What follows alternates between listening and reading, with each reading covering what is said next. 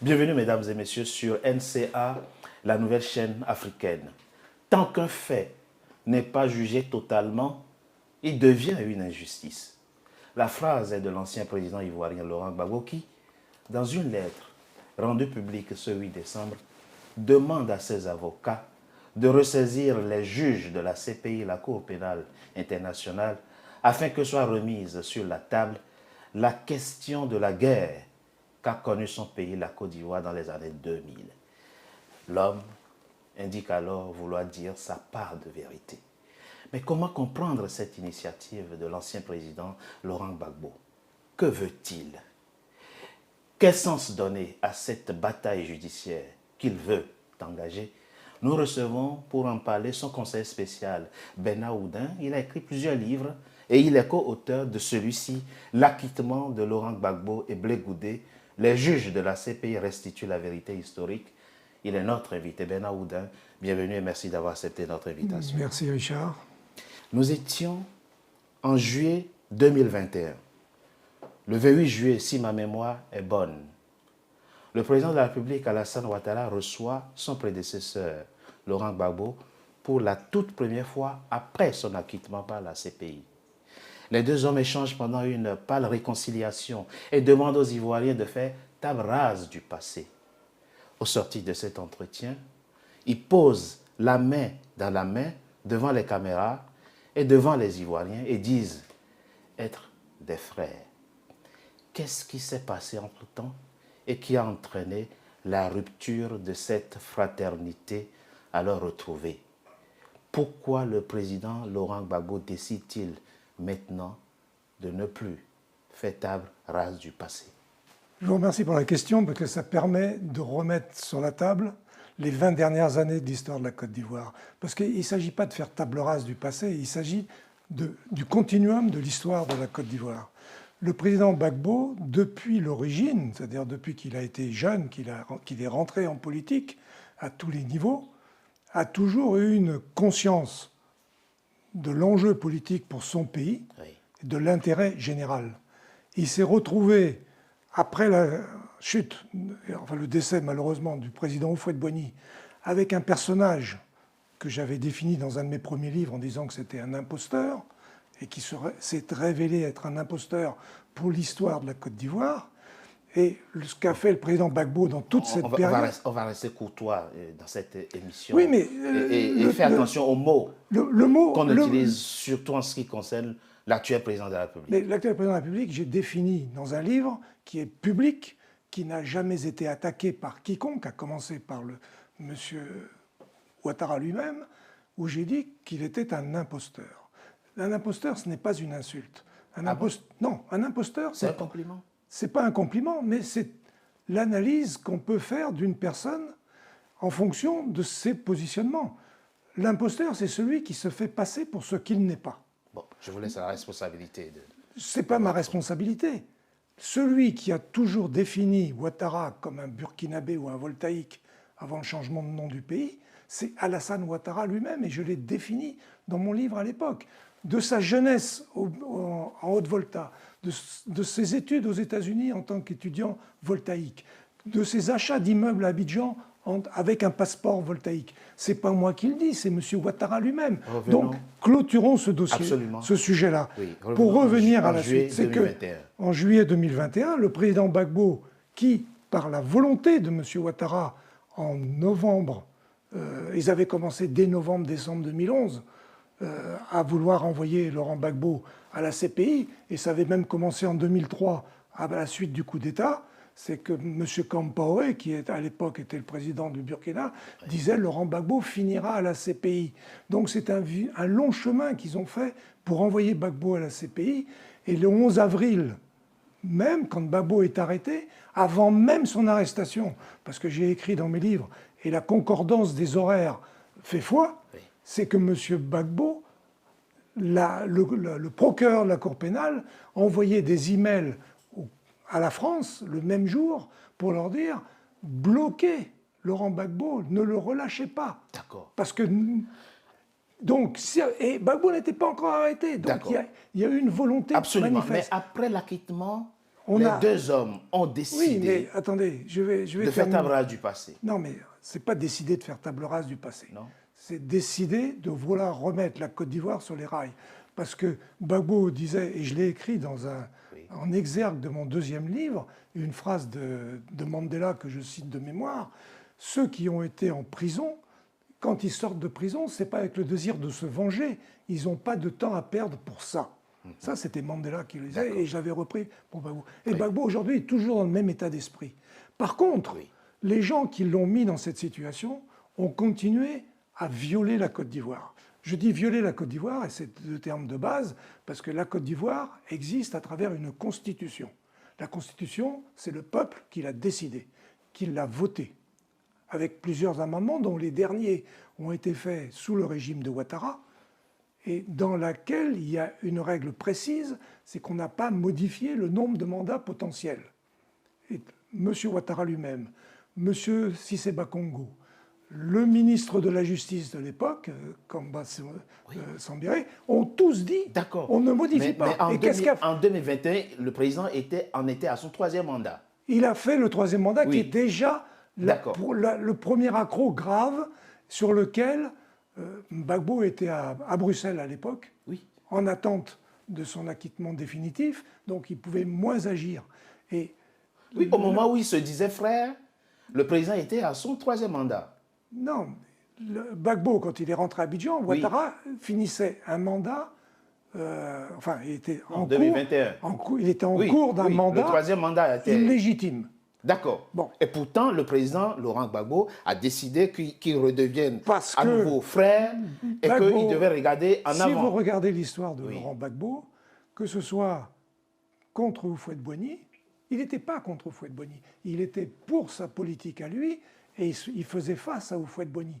Il respectait Houphouët-Boigny, mais il voulait qu'on le respecte lui aussi. D'ailleurs, au décès de Houphouët-Boigny, la seule personne qui a eu une attitude honnête, et c'était Gbagbo qui a dit dans Fraternité Matin, on n'est pas là pour se faire la guerre de succession, on est là d'abord pour pleurer notre président parti et après on refera de la politique. Le nouveau point de rupture, c'est lequel?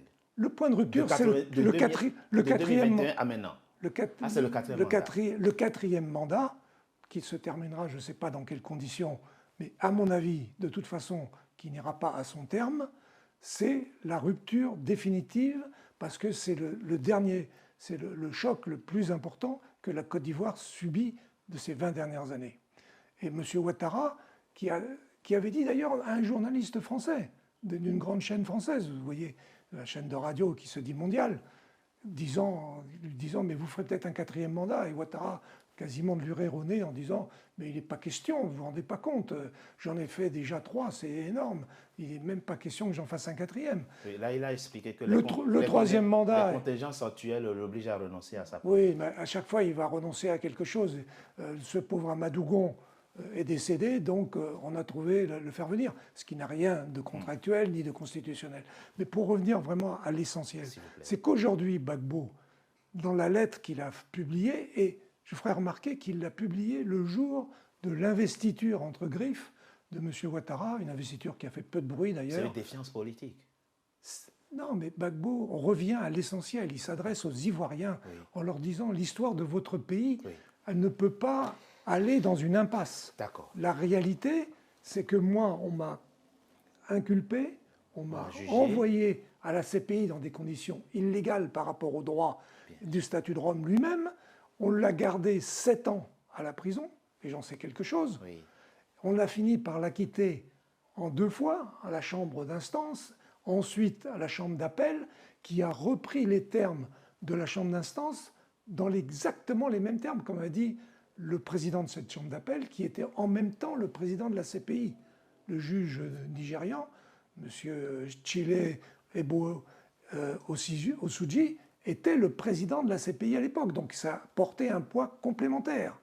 Et ce que rappelle Gbagbo dans sa lettre, ça nous fait revenir à justement ce jugement d'acquittement définitif, c'est que un des membres du jury qui acquitte Gbagbo, c'est le juge polonais Hofmanski. Oui. Le lendemain de cet acquittement, le juge devient président de la CPI. C'est vrai. Et en tant que président, un de ses premiers actes, c'est de désigner une chambre préliminaire avec un dossier Côte d'Ivoire, en précisant ça ne peut plus concerner ni M. Gbagbo ni son ministre Blé Goudet, puisqu'ils viennent d'être acquittés définitivement. Donc ça veut dire, ce dossier Côte d'Ivoire, c'est pour aller rechercher qui a fait quoi et comment, puisque Gbagbo a été acquitté. Mais il y a quand même les morts, le désastre de 2010-2011. Il faut revenir à ça. Avançons dans cette émission. La CPI est compétente pour connaître de 4 types de crimes. Crimes de génocide, crimes contre l'humanité, crimes de guerre et crimes d'agression. Vous pouvez avoir fait tout ce que vous voulez. Quand les éléments constitutifs de ces crimes ne sont pas présents, on vous acquitte. Pensez-vous aujourd'hui, puisque vous êtes le conseiller spécial de Laurent Gbagbo, qu'il existe des éléments de preuve contre l'actuel président de la Côte d'Ivoire qui soient de nature à constituer l'un des 4 crimes pour lesquels la CPI est compétente?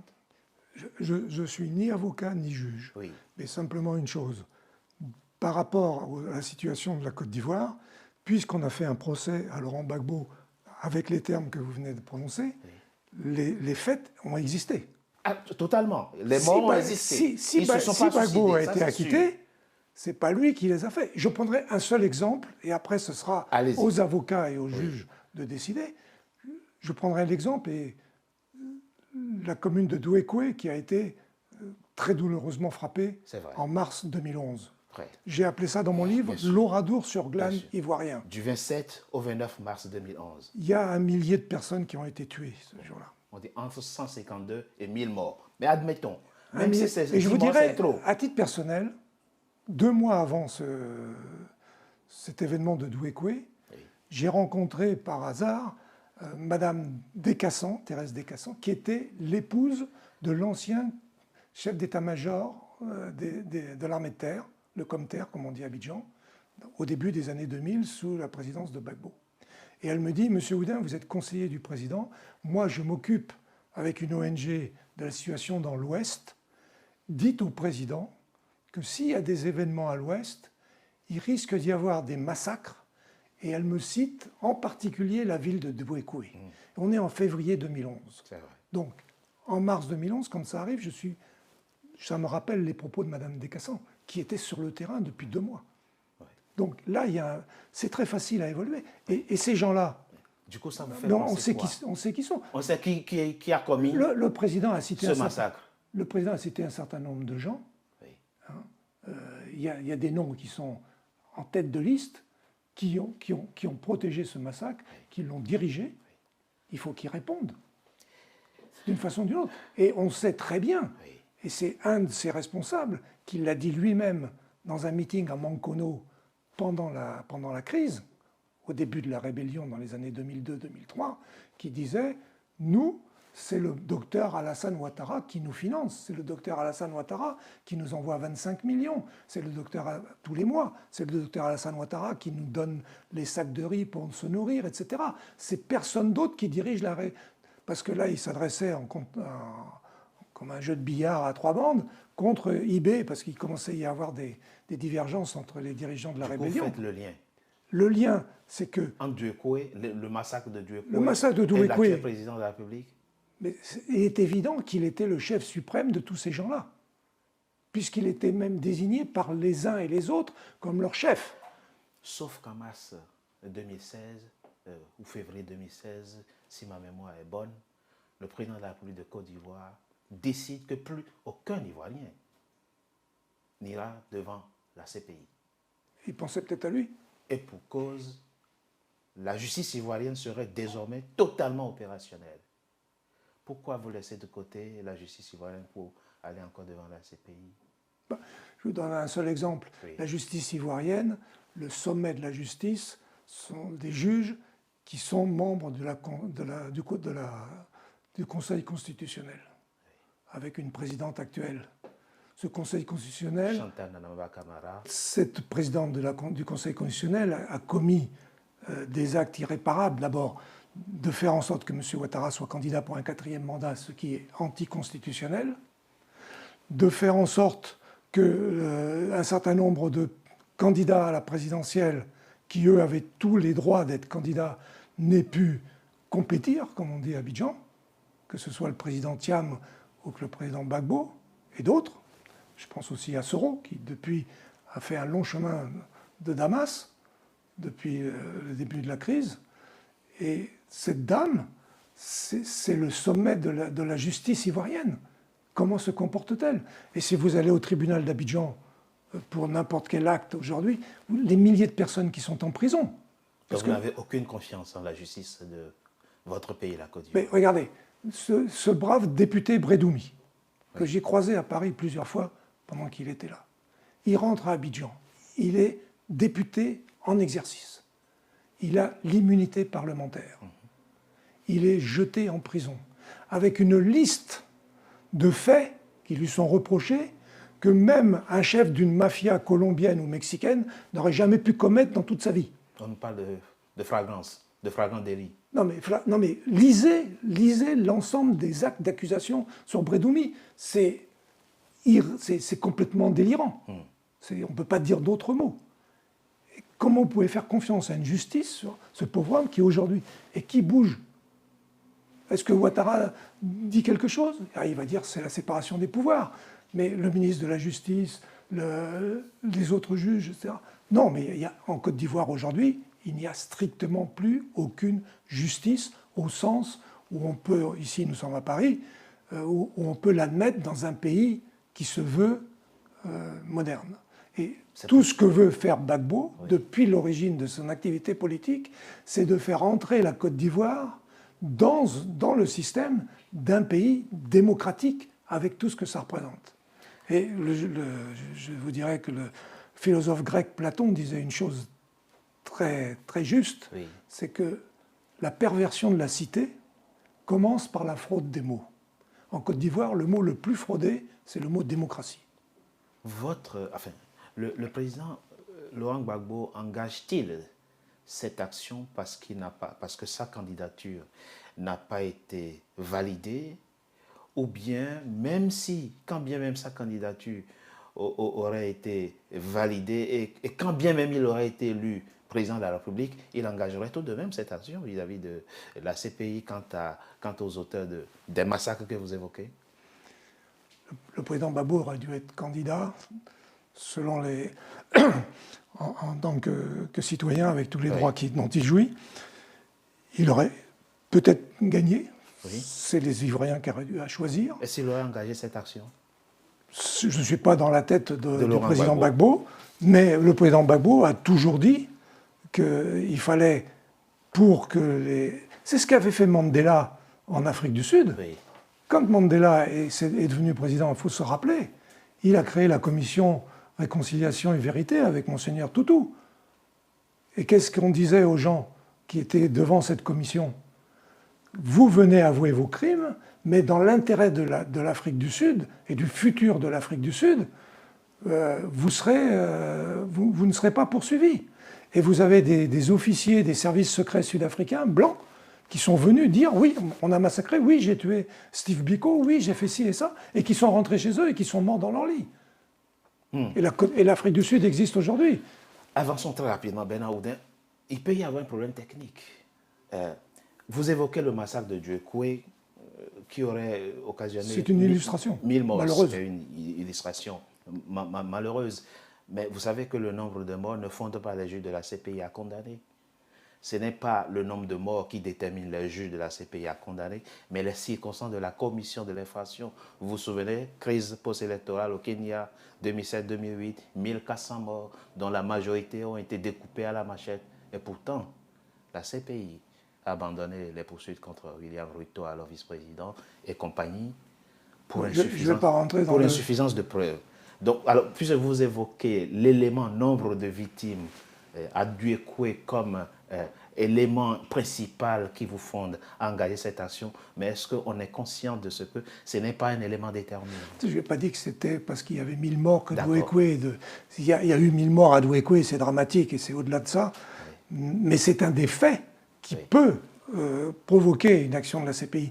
Mais on n'a pas besoin, dans le dossier Côte d'Ivoire, d'aller chercher quelque chose contre les gens de Ouattara. C'est le dossier Côte d'Ivoire lui-même qui est ouvert comme ça. On l'a ouvert contre Gbagbo, mais on l'a ouvert parce qu'il y avait 3000 morts. Donc, à partir du moment où on ne sait pas Gbagbo, il faut aller chercher. Et je rappelle une chose, c'est que Gbagbo, quand il arrive à la première chambre préliminaire, le premier jour où il parle, il est devant Bensouda, et il lui dit « Madame, on est là pour savoir qui a gagné les élections ». Et elle lui dit « On n'est pas là pour ça ». Il dit « Si, parce que c'est celui qui a perdu les élections qui a provoqué les troubles. Si on trouve celui qui a perdu, on aura le coupable. » Qui aujourd'hui peut dire décemment que Gbagbo n'a pas gagné l'élection de 2010 ? Il y a des Ivoiriens qui le disent. Oh, ils peuvent le dire, mais ceux qui sont les responsables numéro un, c'est quand même les Français. Et un des conseillers de Sarkozy à l'époque est allé dire plusieurs fois à la télévision ces temps-ci, on savait que Gbagbo avait gagné, mais on voulait installer Ouattara. Et M. Sarkozy lui-même l'a écrit. Il a dit, on a enlevé Gbagbo, on a installé Ouattara sans problème. Sans problème. On a cassé la Côte d'Ivoire. Après la présidentielle, le président Laurent Gbagbo engage là l'un de ses derniers combats politiques, ou son dernier combat politique. On sait que le président, le quatrième mandat a commencé là le 8 décembre dernier. La prochaine présidentielle, c'est en 2030.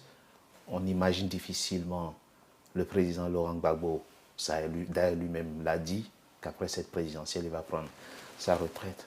On va dire quoi? Il est en train d'engager là sa dernière lutte politique ou son dernier combat politique. En disant ça, on ne comprend pas Laurent Gbagbo. Laurent Gbagbo est un homme politique et qui a dit, quand il y a eu la constitution du PPACI, il a dit qu'il ferait de la politique toute sa vie et qu'il s'arrêterait de faire de la politique à sa mort. Donc Gbagbo ne va pas prendre sa retraite. Il faut écouter ce que dit le président Gbagbo à chaque fois. Les mots qu'il prononce sont importants. Et il a dit dans l'interview d'un de vos confrères récemment qu'après l'élection, il savait très bien que c'était un braquage électoral, c'est le terme qu'il a employé. Il a dit hold-up, mais hold-up c'est braquage en anglais, donc il a répété, il a fait un pléonasme. Mais il a dit, en sachant pertinemment ce qui allait se passer, qu'après ça, il prendrait du recul par rapport à la présidence matérielle du PPACI, mais il serait toujours là, au cœur de la politique, à faire en sorte que les gens qui vont venir, parce que nous allons tous, les uns après les autres, laisser la place. C'est ça. C'est évident, et personne d'autre que Gbagbo ne sait pour lui-même. Mais Laurent Gbagbo ne se retire pas de la politique, il ne va pas à la retraite, il n'abandonne pas les Ivoiriens. Et l'acte qu'il pose ces jours-ci est un acte fondamental pour que la Côte d'Ivoire puisse avancer en sachant ce qui lui est arrivé. Et vous restez confiant. Parce que c'est la seule solution. Même si à la fin, on fait comme en Afrique du Sud.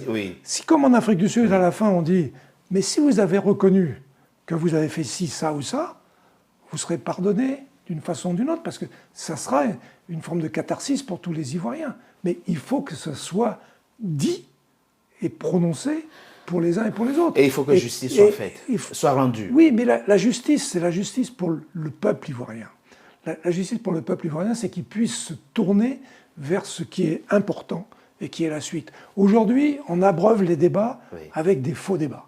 Il y en a un particulier sur le comportement d'un garçon que je connais bien, parce que j'ai été le voir très régulièrement. J'allais vous poser la question, ce que vous pensez de ces déballages qu'il y a eu le 28 novembre dernier. Charles Blé Goudet, je l'ai croisé en prison, il sait ce que je lui ai dit, je sais ce qu'il m'a dit, je sais ce qu'il m'a dit devant le président Gbagbo en prison. Donc je vais dire à Charles de rester dans les limites de ce qu'il doit faire, de comprendre les choses, parce que sinon... Vous pensez qu'il a franchi les bornes? Il s'approche trop près d'une certaine barrière et il risque de se brûler. Donc, pensez-vous?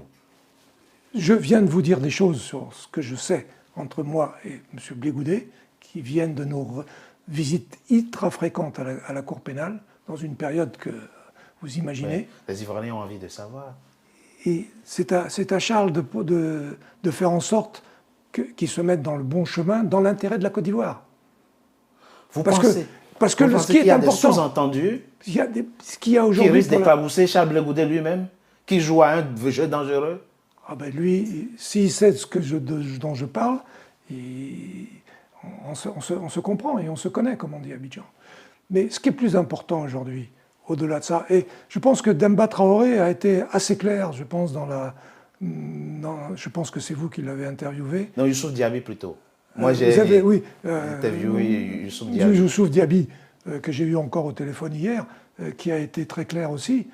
J'ai eu Demba Traoré, j'ai vu son interview, je pense que c'était... Dans selon vous, Bernard Oudin, toutes les accusations portées par Chablé Goudé contre Nadi Bamba Diallo sont fausses. Ah ben je pense qu'il est entré dans disons, une tentative de mettre le projecteur d'une certaine façon où il n'ira nulle part. Ce que chantait le chanteur ivoirien à l'époque, si tu prends le chemin de Je m'en fous, tu arriveras au village de Si je le savais. Qui se rappelle ça et qu'on boucle là-dessus. Par contre, je vais revenir à ce que la Côte d'Ivoire a besoin, c'est d'avoir un avenir politique clair, c'est-à-dire des institutions qui fonctionnent réellement, d'avoir un avenir économique clair et un avenir financier. Aujourd'hui, le problème le plus grave de la Côte d'Ivoire, dont personne ne parle trop, c'est son avenir financier. Pas plus tard qu'hier, le gouvernement ivoirien a encore lancé des emprunts, pas pour faire des investissements, pour payer les salaires à venir. C'est-à-dire qu'on emprunte à 3 ans, 4 ans, 5 ans pour payer le salaire de janvier, de février des fonctionnaires ou des militaires ivoiriens. C'est un des exemples. Et ça va durer combien de temps? Parce qu'un jour, il y a des dettes qui sont différentes les unes des autres. La dette japonaise, elle est détenue par les Japonais. Ils ne vont pas se mettre eux-mêmes en faillite, ils ne vont pas attaquer leur gouvernement pour réclamer l'argent, ils sont entre eux. La dette des pays... mais la dette américaine, elle ne dépend pas de... La dette américaine, ils s'en foutent totalement, parce que comme le dollar est la monnaie du monde, quoi qu'on veuille... C'est une explication, oui. Ils laissent filer les choses, parce qu'aujourd'hui, les Chinois, ils croulent sous le poids des bons du Trésor américain, et qu'ils ne peuvent pas non plus se faire sauter en même temps que les Américains. Par contre, les pays africains qui ont reçu beaucoup d'aides ces 60 dernières années ont reçu souvent des aides par le Fonds monétaire international, par la Banque mondiale, par l'Union européenne, etc. On discute, parce qu'on discute avec des organisations internationales, on discute avec des États, et on peut avoir des moratoires, des prolongements de dette. Moi, j'ai travaillé sur le prolongement de la dette ivoirienne quand j'étais au Palais, sur les fonds Brady qui ont été repoussés dans l'intérêt de la Côte d'Ivoire, et ça se passait chez Goldman Sachs à Londres. Pour la Côte d'Ivoire aujourd'hui, c'est qu'on a affaire à des endettements beaucoup plus graves et dangereux, parce qu'on s'endette sur le marché financier privé. Et là, les gens ne vont pas faire cadeau à la Côte d'Ivoire. Pour revenir à l'ancien président Laurent Gbagbo, on retiendra de vos propos, Bernard Oudin, que l'ancien président Laurent Gbagbo ne prendra jamais de retraite politique. Engagé dans la politique ou pas engagé dans la politique, il continuera toujours à influencer, peut-être pas la pensée, la politique de Côte d'Ivoire. C'est ce qu'on retiendra de vos propos. Mais, écoutez, Laurent Gbagbo a écrit de très nombreux livres. Je les ai tous lus. J'ai côtoyé le président pendant plusieurs années. Je l'ai côtoyé surtout pendant plusieurs années à la CPI, où je suis allé très régulièrement pendant 7 ans, à plusieurs heures à chaque réunion. Et ce n'était pas simplement pour parler de la SEC ou de l'Africa. Donc, je n'en dis pas plus là-dessus, mais je commence à comprendre, parce que le président Gbagbo est un homme qu'il faut bien comprendre, qu'il faut bien lire, il faut bien écouter, et il faut savoir où il va. Il m'avait dit un jour, tu sais Bernard, dans la vie, il ne faut pas aller à droite, à gauche. Tu traces une ligne et tu la suis. On finit.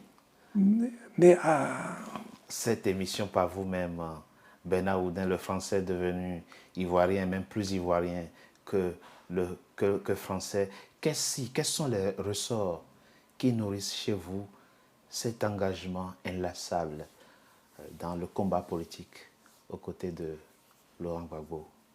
Vous savez, d'abord, j'ai la double nationalité, mais c'est récent, c'est de 2007. Mais je suis arrivé à Abidjan le 29 juillet 1950.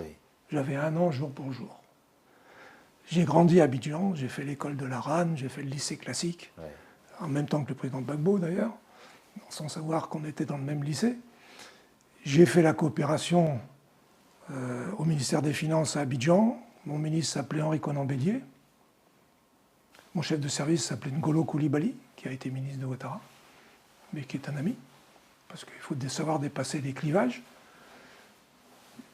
Mon père, moi j'ai grandi comme enfant à Abidjan. Je ne suis pas un colon.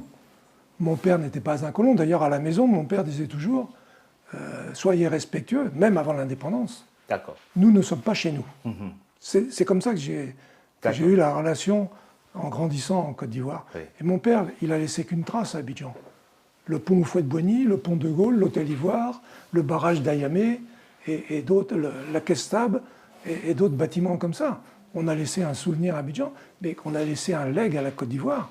Et moi, aujourd'hui, je suis pris entre la Côte d'Ivoire et la France, et quand je vois que c'est sous l'égide de la France que la Côte d'Ivoire a le plus souffert ces dernières années, avec la volonté de quelques-uns, Ça vous fait mal. ça fait extrêmement mal, parce qu'on connaît le dessous des cartes. Et je connais, par exemple, on parle de la force Licorne, mais moi je voudrais rendre hommage à un certain nombre de généraux français, qui sont toujours mes amis, mais qui me disent, quand je les ai à Paris ou qu'on se parle, qu'ils sont toujours ravis d'entendre parler en bien du président Gbagbo, parce que pour eux, c'était le seul homme qui tenait le pays, même quand ils étaient en poste à Abidjan. Et un dernier hommage que je rendrai, c'est à l'ancien ambassadeur de France en Côte d'Ivoire au moment des événements de Bouaké, Oui. où là aussi la France s'est mal comportée. C'était Où le lycée français a été bombardé. J'ai participé à un livre qui s'appelle Crime sans châtiment, écrit par l'avocat Jean Ballan. J'ai eu tout le dossier d'instruction entre les mains. C'est clair dans le livre, la France a fait un mauvais coup qu'elle a raté et qui a provoqué ce qui s'est passé. Et un homme avait compris, c'était l'ambassadeur Gildas Lelydec, qui nous a quittés il y a quelques semaines et auquel le président Gbagbo a voulu lui-même rendre hommage. Merci. Merci Bernard Oudin, conseil spécial de l'ancien président Laurent Gbagbo, co-auteur de ce livre, L'acquittement de Laurent Gbagbo et Blé Goudé, les juges de la CPI, restituent la vérité historique. Je vais terminer par une phrase d'un homme qu'on utilise beaucoup, c'est Winston Churchill. Oui. À la fin de la bataille d'El Alamein en 1942, dans le désert égypto-libyen, c'est quelques mois avant Stalingrad, donc c'est la première vraie défaite allemande de la guerre. Et il dit, ceci n'est pas la fin, ni même le début de la fin, mais c'est peut-être la fin du commencement. Merci. Ça veut dire que la Côte d'Ivoire a encore un long chemin à parcourir, mais elle est sur le bon chemin. C'est la fin, mesdames et messieurs, de notre invité, votre émission que je vous remercie d'avoir été nombreux à suivre. Restez fidèles à nos programmes. À très bientôt pour un nouveau numéro de notre invité.